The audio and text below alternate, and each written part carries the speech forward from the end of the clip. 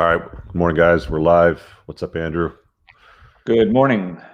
Doing a round on prohibited collection practices, tying into stuff around federal and provincial laws that sometimes get pushed or broken by bill collectors and collection agencies using these practices. So this is your area of expertise. You're a licensed legal professional. What do you want to start with? Start out with provincial or federal?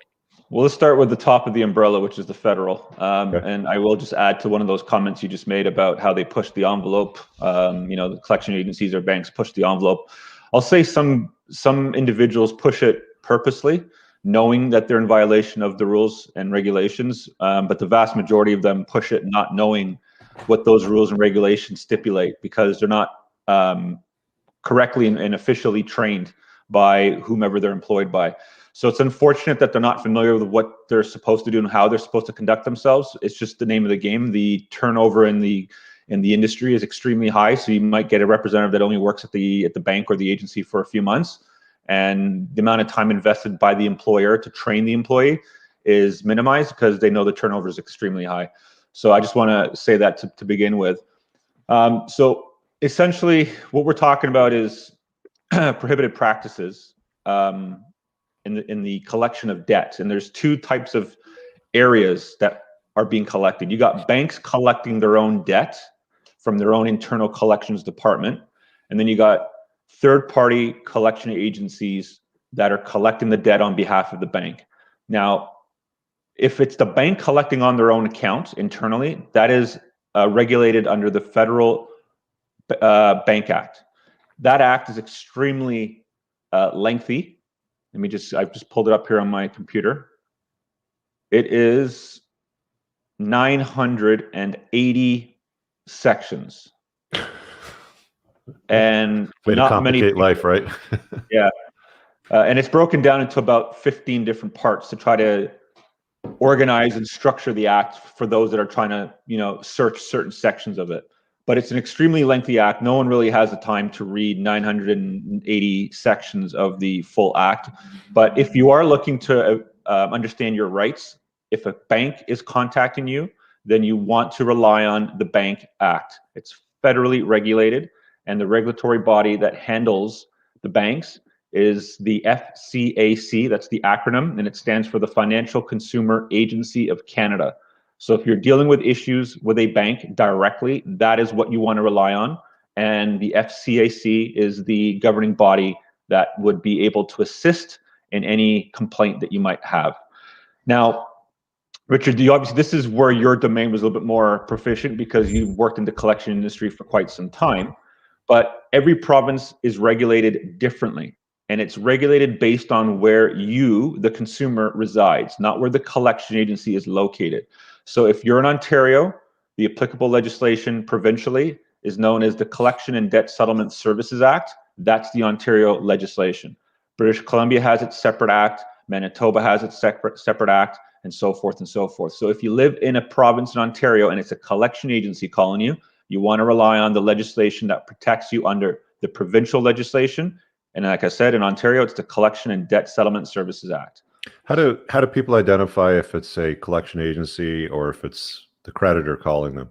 Because let's be specific, because like creditors, like a retail store card from the store you got your fertilizer and garden supplies at is also has its own bank, right? Basically, most credit issuers have their own bank nowadays. I know almost all of them set up their own 10, 15 years ago or so. So like, how does somebody getting a phone call say, okay, well, this is a bill collector from a collection agency, or this is the bank calling me? Well, there's a couple of ways that you can figure that out. The simplest way is to ask. Yeah. They are bound to tell you where they're calling from once you're speaking to them. They're going to want to verify they're talking to the right party. That's part of their procedure internally, that they're talking to the correct individual. So they're going to put you through what is a screening process to verify that they are speaking to the correct John Doe. They'll probably ask you questions related to your date of birth, related to your SIN number or your address, just to verify they're speaking to the right party. Once they've verified who you are so they can disclose the personal confidential information in question, you're obviously free to ask them questions as well. So you can ask them, where are you calling from? What's the name of the company? what's your contact information, and they're bound to disclose that information to you. Now, if you are not actually communicating with someone verbally on the telephone, there's another way that you can figure out who's calling you by the notices and the letters that they're mailing to you. So again, their banks and collection agencies are bound to send you written communication to advise you of an issue, and in this case, an account being in arrears and that they're looking to collect on.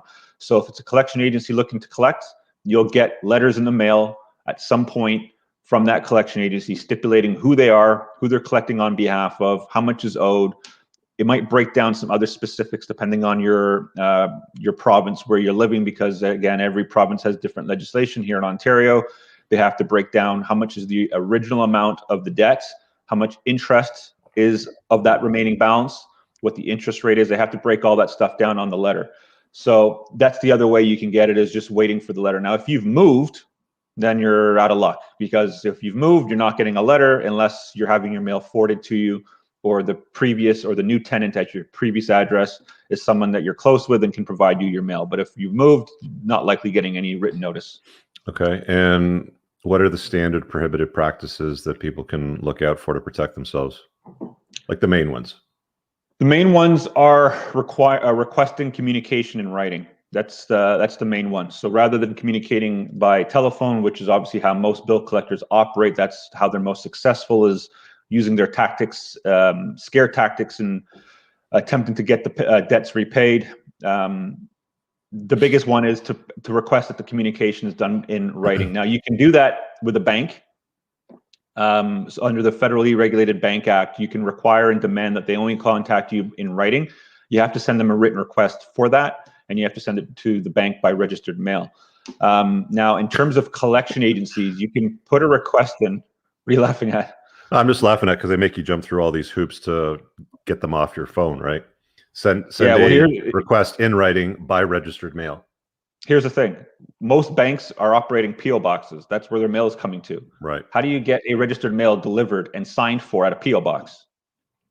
It's a catch-22. I can tell you there's been a lot of people that have sent registered mail to creditors, and it never arrives. Yeah. Well, with registered mail, you get confirmation of a signature. Yeah, you get confirmation of delivery. Yeah, but you're delivering it to a P.O. box, like you stated. Yeah, and there's no one there to sign for it. So when they're telling you to send a mail to a P.O. box, let's say it's in Toronto, Ontario, well, who's signing for it? How do you have confirmation that it was received when there's no signature at the P.O. box? But anyway, that's a different story. But so you can demand at the bank level that they stop calling you, and they have to adhere to it. In terms of collection agencies, you can't actually make a request to stop calling you unless you're also adding into your request that they communicate with your legal representative, and that's either a lawyer or a licensed paralegal. Now, they used to have an exception for collection agencies where you could request that they stop calling your number if you're incurring a charge, meaning if you have a cell phone plan, and they wouldn't know this, but if you have a cell phone plan where you're getting charged for incoming calls, then that's incurring a charge, and you can request they stop calling that number. Yeah, and that provision still exists. That's still there. Okay. It's still there. And I've also seen quite recently, I think it was within the last couple of months, a letter from a collection agency that stipulated that if our attempts to collect incurs you cost, please confirm the amount and we reimburse you. So I was quite surprised to see a collection agency make a note of that on one of their demand notices that says if we're attempting to collect on this and it's incurring you a cost of some sort, I guess telephone, where you're incurring the cost, that they'll reimburse you upon confirmation that you've incurred costs. They'll reimburse you for that. Yeah, they'll want to see a cell phone statement showing your 34-cent cost of receiving that 2-minute call. So that's the thing, though. I mean, if you don't want to receive the calls on your phone, it's a collection agency, just state, look, you're calling my cell phone. This is costing me money. Do not call this number again. Yep. So that's one way you can get around it. The other way is you obviously retain legal professional help, such as the form of ourselves. A licensed paralegal can prohibit and discontinue the phone calls, and so can a lawyer. So obviously lawyers are prohibitive in terms of costs, which means they're more expensive. Licensed paralegals are less expensive, but they both have the ability to discontinue the communication verbally from the collection agency to you.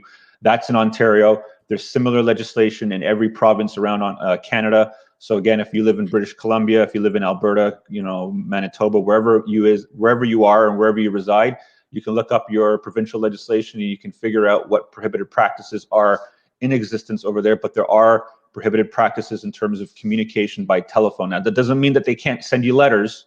So if you're also afraid of the language in collection notices, then the discontinuance of telephone calls won't be the end of it. There will be letters that will continue because they want to continue to collect their money. So they're going to continue to notify you with more and more aggressive language on their letter sequence that there is a debt outstanding. It needs to be remedied and rectified immediately. And they usually give you a very short time frame to contact them to make restitution of the account of the debt. Generally between 7 and 10 days is when they want to hear from you. And if you fail to contact them by a specific deadline, further collection activity will continue. So, and all that means, by the way, guys, is when they say further collection activity, that means that there's another letter going out in the automated letter sequence or another call coming out from the dialer. That's all that it means. It's just, it's just not going to stop. That's all. Yeah. So if the collection agency is acting out of line, you want to, as I said earlier, you want to rely on the Collection and Debt Settlement Services Act, which is the provincial legislation here in Ontario for the Ontario residents of our viewers. And if there's violations of practices by the collection agency, the governing body for Ontario is the Ontario Ministry, and they would be able to intake any complaint and will review it. And if there's any repercussions or disciplinary action, they will take necessary action against the agency if they're in violation of a prohibited practice.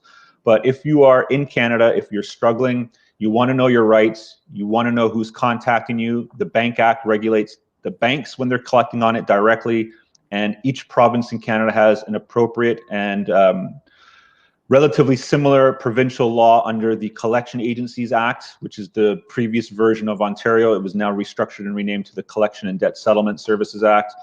You want to avail yourself of your rights, and if you want legal protection and legal assistance, Richard, if you want to put the ticker down at the bottom of the screen. Yeah, one sec, banners. Good. There you go. If you live in Canada and you have Canadian debt, even if you do not live in Canada, you're an expat and you've moved out of the country but still have Canadian debt, we can assist you with your debt load. We can eliminate it and we can protect you as necessary. We can get you a free quote on the ticker below. Just visit our website, www.totaldebtfreedom.ca, schedule a call and book a consultation with a representative so we can contact you at your desired time. It works best around your schedule and our schedule, and we can see what we can do about eliminating that debt in a very reasonable time frame of between 3 and 5 years. There's really a lot to unpack. Like you said, there's 900 odd sections for the Bank Act, and I mean there's a lot less with the Collection Agencies Act provincially, but the idea is not to stir up the pot and create a big fight between who owes who what. It's more or less to come to a settlement, which is the whole point of the program, on the debt, so that it's resolved properly, it's off your credit report and updated, and you no longer owe the money, and you've paid a lesser amount than what you owed on the day that you started. That's the objective. It's not to skirt the issue of the debt. It's to get it done quickly with the least amount of damage to your credit, with the most control, actually, too. Anything else we should say before we wrap up on these prohibited practices? Because I mean, there's a ton, but I mean, you covered the main ones. Yeah, well, because there's so many sections under the Bank Act, the federally regulated Bank Act, the best thing to do is if you're looking for certain sections or certain keywords, do a Control F on your keyboard, a search of the Act for keywords, and you want to essentially Control F and then put in prohibited practices, and it will direct you straight to the section about prohibited practices. That's the best way to avoid having to read a huge amount of legislation, and legislation can be quite boring to review and to read. So the best way to do it is Control F on your keyboard, type in your keyword that you're looking for. Prohibited practices is the most common one, and it will pop up the section, which will be a lot faster for the individual to review and to understand what's going on. And just before we go real quick, I mean, There will be a lot of ideas and notions hinted during the collection process with regards to legal matters, damage to credit, further activity in quotations. Very, very little of that is executed on. It's more or less an automated process that they've mastered over the years. Like every year, the prohibited practices for collection agencies, there's more and more whenever they update the act, right? Whenever they review it and update it, there's more prohibited practices. There's restriction on call times. There's restrictions on what you can and can't say to people. We're moving to a more liberalized, inclusive world. So they're trying to soften the tone of the blow of the collection activity. But the fact still remains, if you owe money and you're throwing money at it every single month and it's not going down, you're not seeing the balances change, and it's over 15 grand, the ticker's right there. Head over to the website, fill out the form, book the call, meaning schedule in the call on the Calendly link so that you can talk to the representative to get a quote and do something about it. If you have a topic suggestion, comment in the video afterwards and let us know what that idea is. We'll be back again next Saturday, 9 a.m. It's a long weekend here in Canada, May 2-4 weekend. Things are starting to open up. I hear you can play golf and tennis now. Woohoo! Yeah, outdoor activities. You can now go outside and get a little bit of excitement with some round of golf and some tennis. Cool. So I can keep doing the stuff that I never stopped doing to begin with. Cool. All right, guys. We'll see you guys next Saturday. Have an amazing weekend.